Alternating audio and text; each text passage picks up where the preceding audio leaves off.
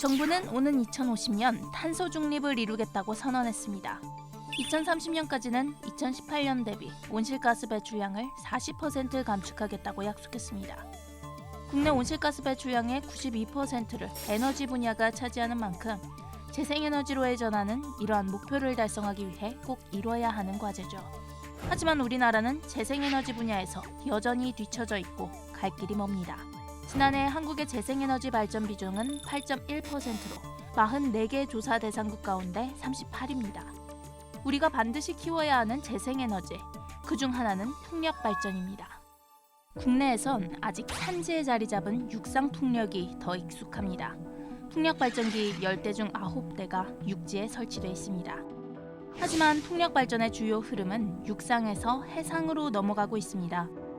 일단 바다는 풍력발전기를 지을 수 있는 면적이 넓습니다. 단순히 면적만 봐도 삼면이 바다인 우리나라는 바다가 육지의 4.4배 정도입니다. 육지에서 풍력발전을 할 수 있는 바람 기준을 충족하는 곳은 태백산맥과 소백산맥 주변 정도뿐이죠. 육상풍력 같은 경우에는 지금 하나의 풍력발전 단지 규모가 최대 100메가 이상 개발할 만한 부지가 국내에는 거의 없다고 보시면 될 것 같고요.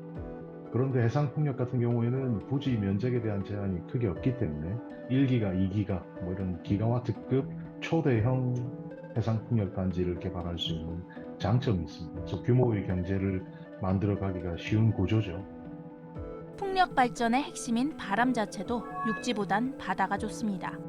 색이 빨간색에 가까울수록 풍속이 강하다는 의미인데 해상이 육지에 비해 상대적으로 풍속이 빨라서 같은 풍력 발전기라도 더 많은 전력 생산이 가능합니다.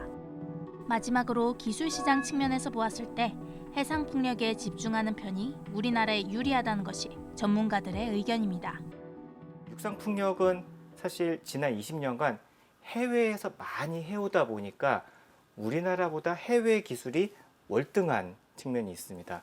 그런데 해상 풍력은 지금 이제 시작하는 단계이기 때문에 우리가 나라가 지금 뛰어들어도 우리나라 산업이 육성을 할 수 있는 그런 기회가 아직은 많이 있는 분야입니다.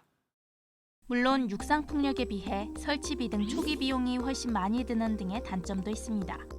하지만 세계적인 흐름에 비해 특히 우리나라에서 해상 풍력 보급 속도는 상당히 느린 편이죠. 가장 큰 원인으로는 복잡한 인허가 절차가 꼽힙니다. 입지 발굴, 사전 조사, 발전 사업 허가, 발전단지 기본 설계, 사업 인허가 절차, 발전단지 상세 설계, 공사계획 인가 등의 과정에 68개월이 소요됩니다. 초기 단계인 입지 발굴과 사전 조사에만 몇억 원이 듭니다. 하지만 반드시 허가가 난다는 보장이 없어 위험 부담이 크고 주민을 설득해 동의를 얻는 데 드는 시간은 또 다른 장애물입니다. 한국의 해상풍력은 그동안 실적이 2개밖에 없지만 전체적으로 인허가를 포함해서 총 걸린 시간이 한 10년 정도 걸리는 이런 상황입니다. 이런 문제점을 해결하기 위해 나온 것이 해상풍력 특별법입니다.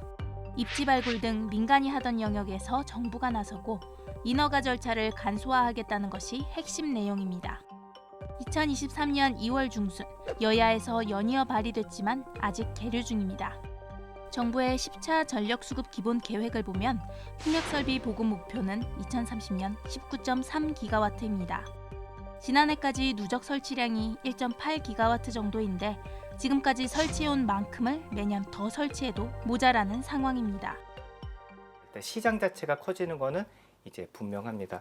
대부분을 해상풍력이 담당을 해야만 하는 상황입니다. 그런데 이 파일을 과연 우리나라가 가져갈 수 있을 것인가, 여기에 이제 그 중요한 이슈가 될 거라고 보고 있고, 앞으로 더 발전할 수밖에 없는 해상풍력, 정책적 지원, 기술 개발, 풍력 발전에 대한 인식 변화가 모두 중요합니다.